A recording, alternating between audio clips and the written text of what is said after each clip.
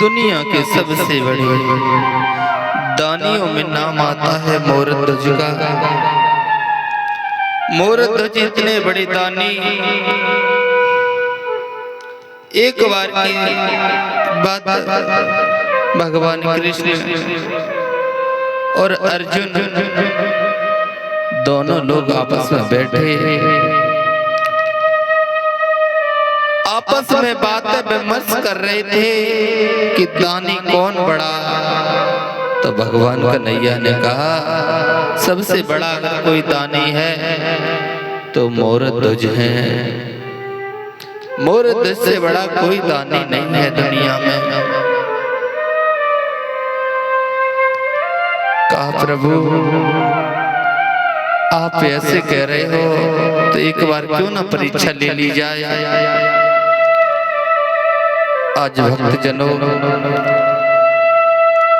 मोरध्वज की परीक्षा लेने के लिए भगवान कृष्ण अर्जुन दोनों गए। जब दोनों लोग पहुंचे और मोरध्वज के दरवाजे पर जब आवाज लगाई, संत का रूप धारण करते देखा तो कहा आप जाओ, अंदर जाओ। संतों का बड़ा आदर होता है हमारे यहाँ पर। सैनिक ने राजा मोरध्वज के पास पहुंचा दिया। राजा मोरध्वज ने भगवान का बड़ा आदर किया। संत शिरोमणि मेरे दरवाजे पर आए, बड़ा सम्मान किया। बोले महाराज मांग लो, क्या चाहिए आपको, मैं आपकी क्या सेवा करूं। भगवान कृष्ण बोले मोरध्वज मैंने तुम्हारा बड़ा नाम सुना, इसलिए मैं तुम्हारे दरवाजे पर आया हूं। मेरे साथ में मेरा एक ये शेर है, ये बड़ा भूखा है और ये मांस खाता है। राजा बोले प्रभु तो बताओ मैं अपना मांस काट दूं जो आपका शेर भोजन से तृप्त हो जाए। भगवान कहने लगे मोरध्वज तुम्हारा मांस कठोर है और मेरा सिर वृद्ध हो चुका है, इसे मुलायम मांस की जरूरत है। मैंने सुना है तुम्हारे घर में तुम्हारा एक बालक है, तुम अपने अगर बालक को काट के अगर खिला दोगे तो मेरा सिर बड़ा प्रसन्न हो जाएगा। आज जैसे ही बालक का नाम सुना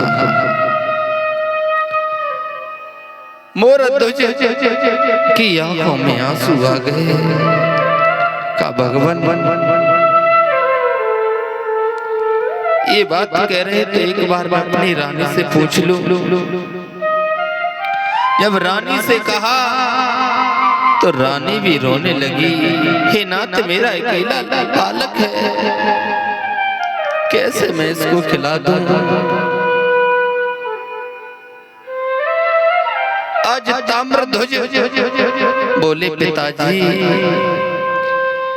अगर धर्म रहेगा तो मैं फिर से जन्म ले लूंगा, अगर धर्म नहीं रहेगा, अगर संत अपने द्वार से विमुख हो जाते हैं, उदास हो के जाते हैं तो पाप लग जाता है। आप मुझे काट दो। आज बालक ने कहा प्रभु पिताजी मुझे काट दो। आज पति पत्नी दोनों आरा चला रहे हैं और प्रभु ने ये कहा तुम दोनों की आंखों से आंसू न निकले, अगर आंसू निकले तो मेरा ये सिर खाएगा नहीं। आज श्रोता बंधुओं अकेले बालक पर आरा चलाते हुए मोरध्वज रो पड़े, आंख से आंसू टपक गए। कितना भी कठोर पिता हो, बालक की जरा सी खरोच आती है तो रोज आता है। आज राजा अपने बालक को अलग धड़ से अलग कर रहा है।